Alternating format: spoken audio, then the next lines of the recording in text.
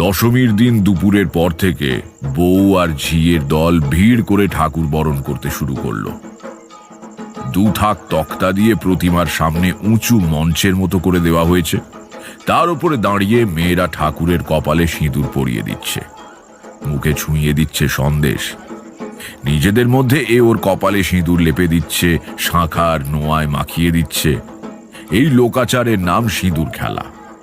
আমাদের সমাজে মেয়েদের সমস্ত উৎসব আনন্দই প্রায় পর্দার আড়ালে পালিত হয়। এই একটা দিন তারা অসংকোচে বেরিয়ে আসে বাইরে।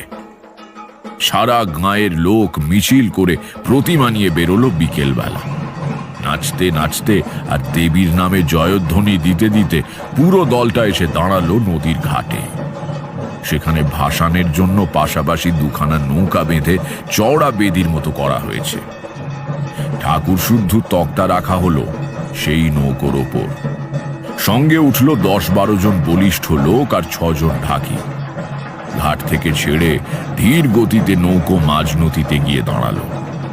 তখন অন্ধকার নেমেছে ঘোর হয়ে। নৌকোর ওপর জ্বলে উঠেছে মশাল। হঠাৎ সবগুলো ঢাক বেজে উঠল দ্রুত তালে। আস্তে আস্তে দুদিকে সরে গেল 2 নৌকো।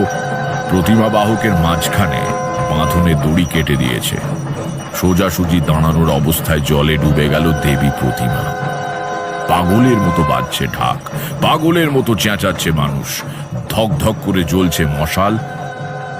বিসর্জনটা হয়ে গেল।